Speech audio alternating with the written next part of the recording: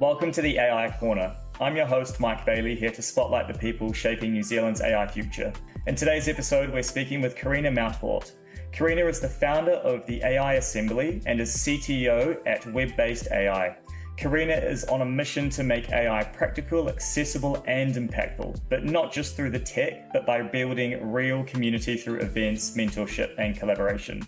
Welcome to the pod, Karrina. Glad to have you here. Thanks, Mike. Do you want to tell us about your journey into AI?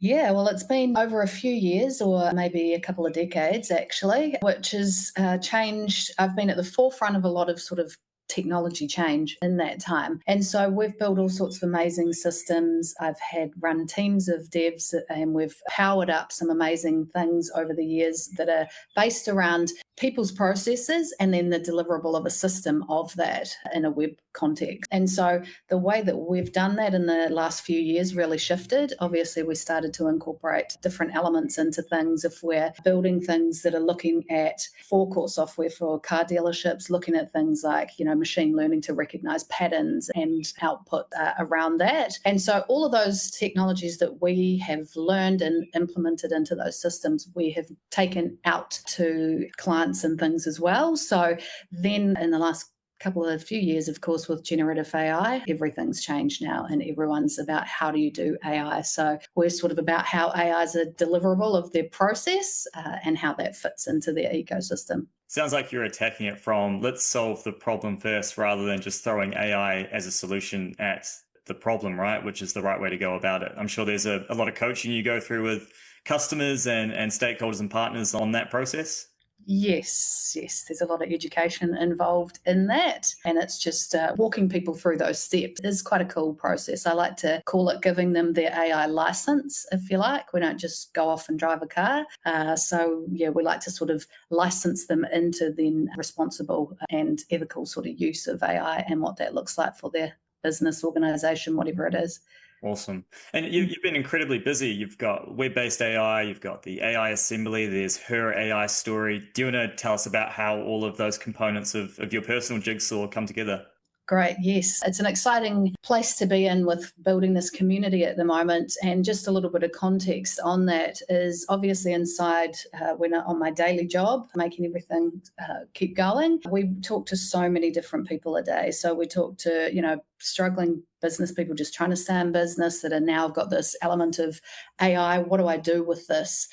We talk to enterprise level employees who have taken on a new sort of AI part of their role and, they're not quite sure what that means and where to go to learn about that technology to empower their learning. We talk to students, students that are studying anything from HR, engineering, legal. What does this look like in the future of work for them? And also grads coming out and the stuff that's happening in industry around, what can I do to make sure that I get employed? So I was having these conversations daily with a lot of different people on different levels, but all with a similar sort of, problem around what does it mean? How do I do it? What's going on? Can you help? And there's only so many conversations I can have a day and people I can, reach out to and support. And then on the other side of things, I've got amazing colleagues, people throughout the AI forum, people that are doing amazing things that have taken their background and are now learning this new tech and looking at how those intersect to be able to educate in their industries. So I was like, how do I bring, all these people and all these people together? So that's sort of how it came about. And everyone was like, yeah, it's a great idea. So put my hand up and that's what I'm doing. So that's the AI Assembly. It was previously the AI Collective, but we rebranded last weekend due to an international company rebranding themselves to the AI Collective. So the AI Assembly, and inside that we have the two streams, and her AI story, which is about how woman in AI is one of those. Excellent. So the AI Assembly, if I'm understanding, is you've got people from industry, quote unquote, people perhaps from education, you've got businesses, you've got enthusiasts, and what sort of formats are you creating or forums are you creating for them to engage? Like how can people get involved and what's in it for them, I guess? Cool. Yeah. So we are trying to sort of put that human element back into it. So with that, creating some in-person events and in a way that's sort of open learning. So rather than a teaching, standing at the front and sort of teaching something with some slides, we're actually trying to sort of let people that we're having on the panels, share their stories, and allow that to connect with other people that are in there. So it's quite an exciting space and quite an exciting way to do it, because I think, there's already enough people trying to learn things, so teach things. So how can we sort of learn in that connected environment and understand that sort of everyone's got something to gain? So everyone does learning. So the in-person events, we've got our first one in Auckland, but we are going to other regions because we've had people reach out and say, why is it just in Auckland? We need this here. So that's exciting. But after you go to an event, you're like, that's really cool. So now what happens? So we're also building an online hub that's full of resources of amazing people, resource courses, all sorts of things that someone can go on and continue their learning journey from there. That's amazing. And in terms of, I suppose, part of your mission, are you looking for people to do projects together, or is it purely about learning? Like, how far does the collaboration go in your mind, and what are the opportunities for that out the back of it? Yeah, great. Well, I think there's so many opportunities. And one of the reasons that I also was really passionate about was saying, I've got access to a lot of amazing business women and men that are doing great things, and they may not have the ability to maybe bring an agency in like us to sort of help. But then if there's a student there that has just come out and they've qualified and they're like, well, actually, I'm looking for an internship, and this person's like, well, I need to build this thing as an MVP, we're keeping one of those grads here in New Zealand by giving them that role straight away. So that was really quite a big driver around that. Well, that's awesome. We're in touch with a number of Auckland universities for that very reason, because there are some really talented people coming out of studying computer science, data science, machine learning, whatever it might be when it comes to AI. And there's a ton of projects that people have that they want to do that are in the pipeline, but without the capability internally or the means or the funds perhaps to access the talent to do the work. It's a great opportunity. It's a win-win for business and for academia and for students to kind of practice their skills, build together, create some innovation in this country where, as you say, people are always looking offshore for the brighter, shiny object, when a lot of those really neat opportunities do exist at home, but we don't have the forums or the spaces at the moment to bring people together as a collective or as a cohort to facilitate that innovation and collaboration, right? Yeah, exactly. And yeah, that's sort of one small piece of it. There's so many pieces inside there. And, even just women that are reaching out to me, and some that are building products themselves and just want some support, or, other women that, just everyone sort of just wants to share their knowledge and learn different things from each other at the moment. So, the in-person events are about that. And then, when they need resources and to figure out what's next and who do I talk to, they can go onto the sort of online hub that we're building. So super exciting. Yeah, it can be a lonely road out there, especially in a new space like AI, where everyone is kind of flying by the seat of their pants a little bit, building the plane as they fly it. So the more you can talk to others who are into it and are also trying to carve a path is only going to be valuable. And I suppose you mentioned, other women you've spoken to and you meet with, her AI story, which comes out of the AI Assembly. That's sounding like a very powerful stream to empower and amplify women in AI across Australia, perhaps, as well as New Zealand. I understand it. You're looking at both markets. I know Erin, my wife, who helps produce the AI Corner, she's super excited about getting involved. Can you tell us a bit more about that? Is it events, and what else can we learn? Yeah, I guess Australia is the long-term goal. I've had a couple of people over there reach out and say, are you bringing this here? So that is exciting. But at the moment, I'm trying to focus on, bringing our country together and sort of connecting women from, I guess, all different avenues. Again, it's kind of about that open learning and, people like myself, people like Erin, but then also people in the community that are, on the ground in different cultural aspects, and bringing those people in and embracing those people and learning what that means for them. And then different people from, all walks of life, I guess, is what we're trying to do here, to understand that this is it's leveling things up a little bit, and everyone has something to contribute in this space. And I've learned amazing things from some women that have reached out to me that are like, oh, well, actually, I just sat there all weekend and now I've learned this. Did you know it did this? Or I have people, a lady texting me this morning about, oh, I just learned how to modify this model to do this, of people that have never done this stuff before. So I'm learning constantly. And I think in a space, I'm just trying to create that space for women to be able to do that, which is super exciting. And I think in New Zealand, to start with, to connect our, women and bring everyone together, and then definitely looking at how we take that to Australia and what the similarities and then differences are there too.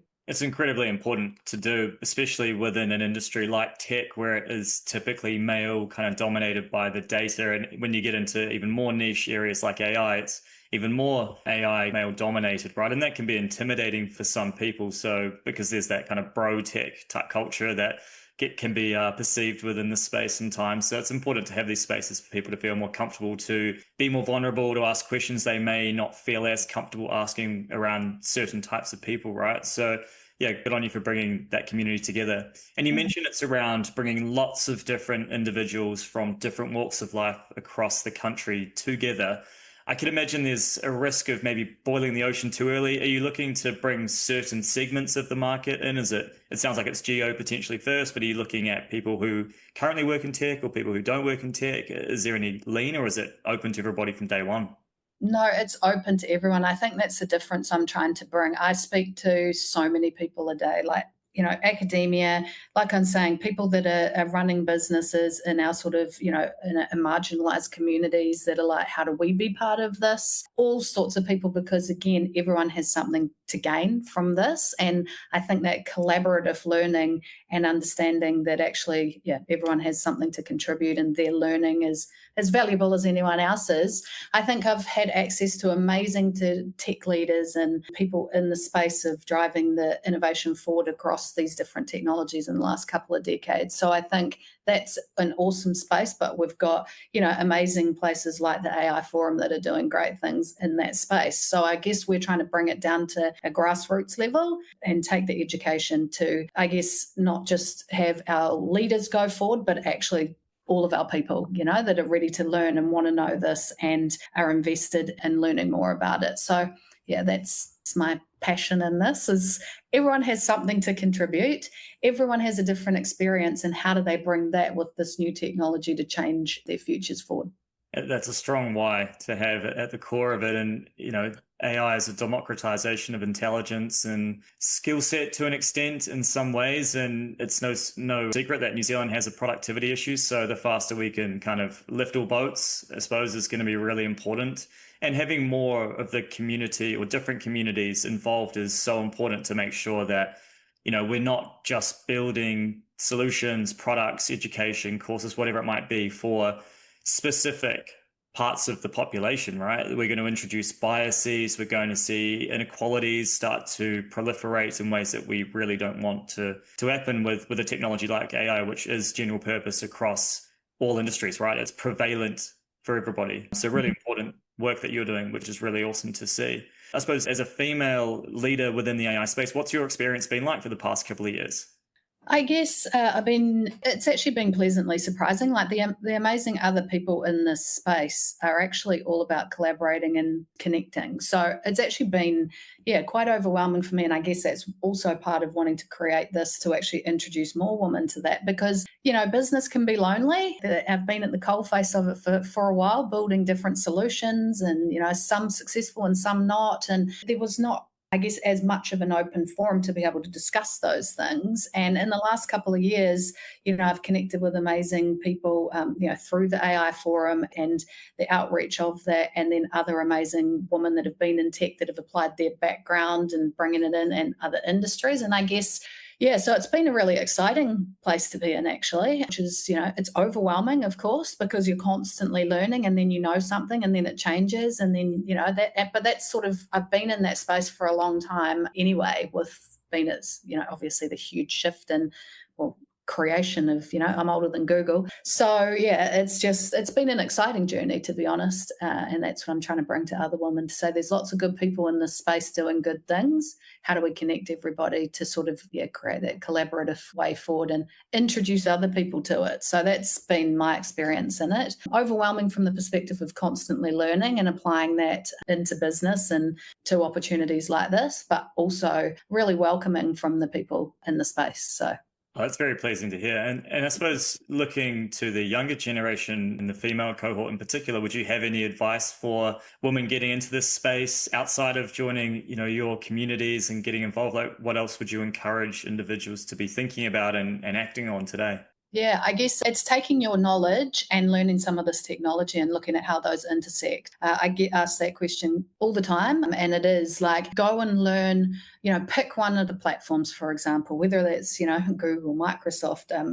OpenAI, whatever it is that you're looking at, or one of the awesome providers that we've got in education in New Zealand that are offering some of these courses, and learn and just take some time out of your day to actually just learn about this stuff, because there's so many opportunities at the moment, and again that diversity of people's experience applied to this technology, there's just so much opportunity. So take the time to learn. Don't be sort of overwhelmed by thinking that it's not for you because you don't know about tech. Obviously, safely and responsibly do that. I always sort of preach about data safety and making sure you're making an informed decision and getting that license around your governance of your data, first of all. But jump in, give it a go. Everyone's learning, so really harness it if you can. Awesome. I'd love to unpack with you some of the work that you're doing and what you see within the New Zealand community. What sort of businesses are you finding are more receptive, or industries are more receptive to having conversations about AI, and where are you seeing more resistance across the country? I guess I'm in the SME space and have been my entire career. So I guess it's the thing I love about that is a lot of them are so, agile and just innovative, and they see a new technology and think, right, how does this work for us? What do we do? So I guess my passion is around, sort of education and healthcare and the people in those spaces. So we're seeing quite a lot of different people running, things like practices or businesses that are supporting the education industry that are quite innovative and looking at how this technology allows them to be able to scale, but also introducing in people to be able to go back to their jobs too. We've been able to sort of get efficiencies in education-based business that is now able to give someone back a job they actually trained to do, if you like. So that's also what we try to go in and look at, how we give people their passion back as opposed to taking their job. So I guess education and healthcare is my passion, but we're working with other SMEs as well. And I guess it's really the mindset. It's not necessarily an industry as much. It's a mindset of, what does this mean for us, and how do we harness it in the right way to make our business more efficient, especially in these tough times. People are looking about how they can do things better to be able to retain their people as well. And why do you think so many New Zealand businesses are still unsure of where to start with AI? Like, is that as prevalent within the organizations that you see and are trying to talk to? Is it quite different to what you see in the media, would you say? Is there quite a different rhetoric and narrative in that space? I guess, there is hesitancy. I don't know if a lot of it's overwhelm. They're kind of like, we don't even know where to start.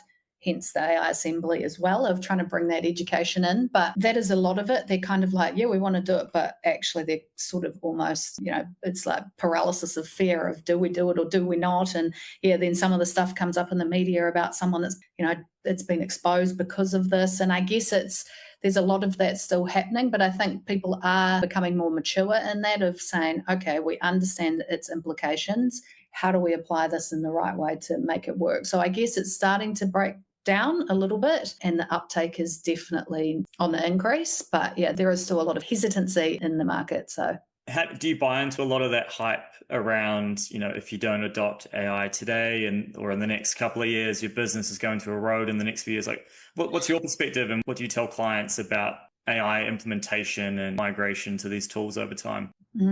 That's a interesting debate, that one there. But I guess business is tough, and if you can make it easier and efficient and more scalable and sort of get people back in the people roles, then you're onto a winner. I think that yes, there are going to be winners and losers out of this, and the people who adopt it and start working towards that are going to be part of the winners. But I guess in everything there's evolution of business anyway, where it might have been something else that caused not to carry on. So I try not to buy into the hype, and I definitely, when I go to talk to people, say, just relax. Let's do this in a way that's, efficient. Well, not efficient, sorry, but that's actually sustainable for you as a business. Because, we can go on and put these amazing tools in, but actually, if you don't train your people as well to actually use those, then the uptake's not there. So then it's, it's irrelevant anyway. So, we just try to make people take a step back and sort of work through that licensing process, if you like, to understand it, identify use cases, how this looks with governance, their people, all of those sorts of things,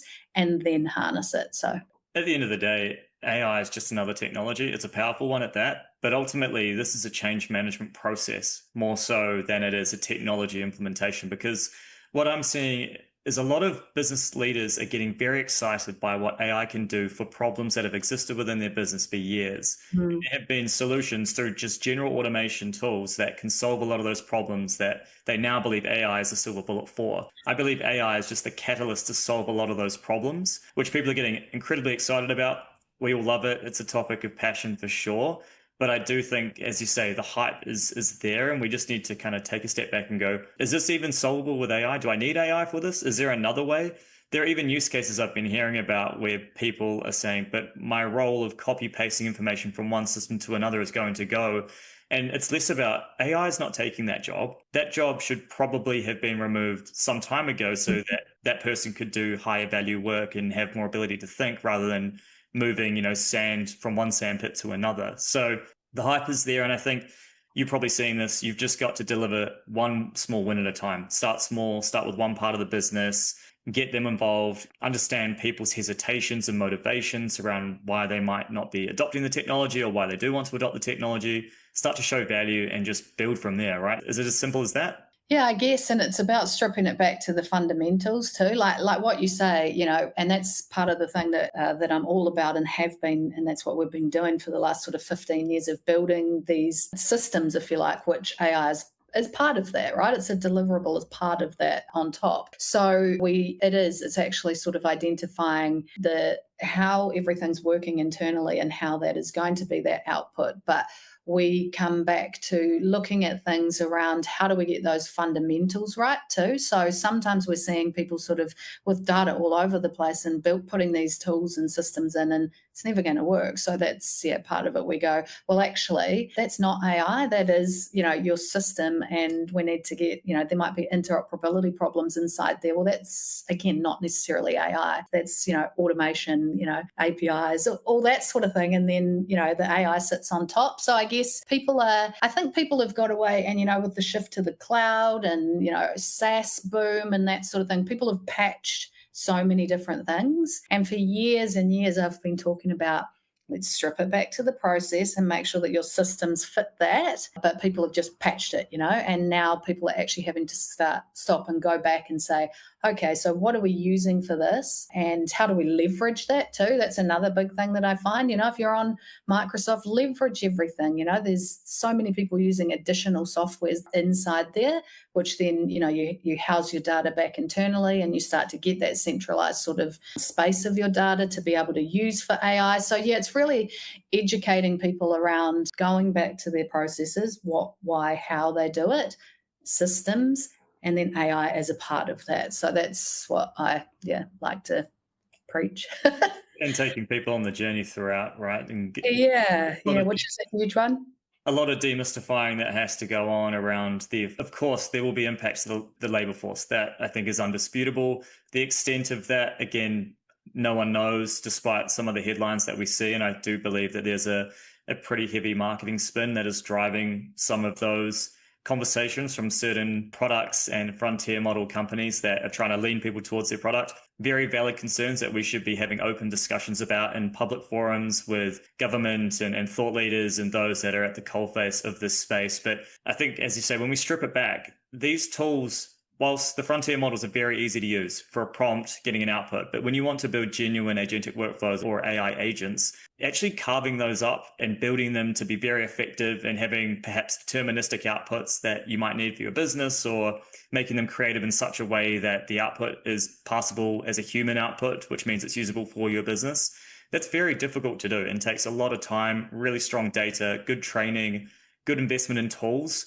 So I do believe that's where some of the hype is starting to kind of get quite tiresome and frustrating, that this isn't an easy transition that we're going through, neither from an implementation of the technology, but also from the way that we educate our people and make sure that we demystify some of these risks that are being maybe not overblown over the long term, but overblown in the short term, in my mind. Yeah, definitely agree with that. Yeah.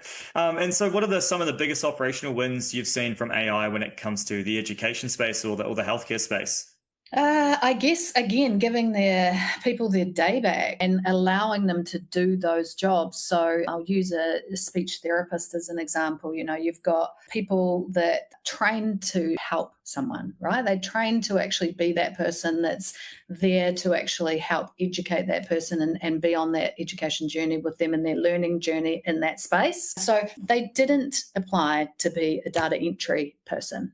So what we actually do is give that person their role back of being on the ground, helping that person, and then looking at, whether it is automations or AI, and the use of those systems that they've got is actually, putting those systems in place to allow that person to tap something and then it has a workflow behind it. Instead of them sitting there all day afternoon doing this, we put them back in front of those and doing their, really amazing work in the community. So that's probably one of the biggest things. And I think that's why I'm so passionate about that space, is because these people train to help other people in the community, not be on their laptop or whatever it is all day, every day. So how do we allow them to actually do that? A really important work, and then sort the systems out behind them. Yeah, it sounds brilliant. In terms of the human becomes the approver of the inputs or the outputs, rather than worrying about what the washing machine does in the middle. That's where technology is the benefactor, is the kind of the driver of change there, and enables people to do what they want to do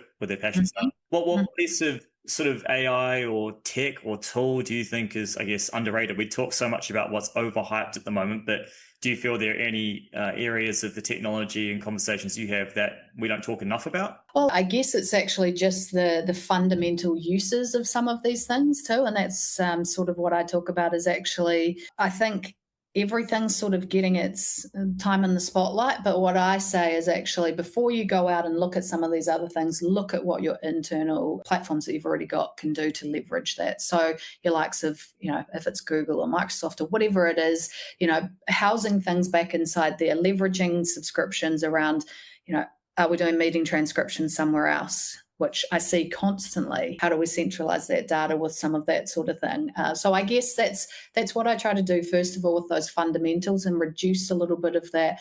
For example, there's the latest trend in meeting transcriptions, which I don't want to mention any names, but that people have sort of switched to recently because another one increased its prices. I'm not sure if you're aware who they are, but we see them using that, and they're paying $20 US a month, but actually they've already got it here. So that's sort of more what I'm about is, okay, you're a small business. How do we leverage a subscription while centralizing your data for something that might be able to be done already internally? So that's probably more the way I go with talking to people. But yeah, just all of those base level fundamentals that give people back time in their day to then look at that next step of identifying, wow, what's in another amazing use case that we can use it in. Awesome. Well, I love the work that you're pushing within the community and your mission. It's super strong. Before we close up, would you be up for a quick 5-question quick fire round? Sure, I'll give it a whirl. Awesome. Alrighty. ChatGPT, Claude, or Gemini? Gemini. Gemini. Okay. Awesome. Most overhyped AI trend right now? Agents to a certain extent. Agents. Do you mind sharing a bit more about that one? Well, I guess, again, it's about identifying that use case and whether that's the right output, which is an interesting conversation. So awesome. And what even is an agent? There's the spectrum of definitions is kind of mind-boggling. Open source models or closed proprietary AI models? Use case specific. Use case specific, very diplomatic. And then one New Zealand company quietly doing great AI work. Gosh, I can't even pinpoint one. The AI Forum is doing amazing things. They're trying to bring people together, unite around this sort of thing, because there's too many in that space that I could call out, and I don't want to miss anybody out. So just highlight the not-for-profit that's trying to drive change in New Zealand. Super important indeed. And what's your number one recommendation for people to get started in AI, whether a tactical or tangible recommendation? Yeah, try and get your license first to make sure you're not doing anything that you probably shouldn't with your data, your organization or someone else's data, and then give it a go. Choose something that interests you, a platform, particular model or whatever it is, and actually get learning. Spend some time in there on the tools, giving it a go. Awesome. Well, thank you, Karrina, for joining us today. And thank you to our listeners. Please subscribe to the channel for weekly episodes and to hear more from the people shaping New Zealand's AI future. Until next time, thanks for tuning in to the AI Corner.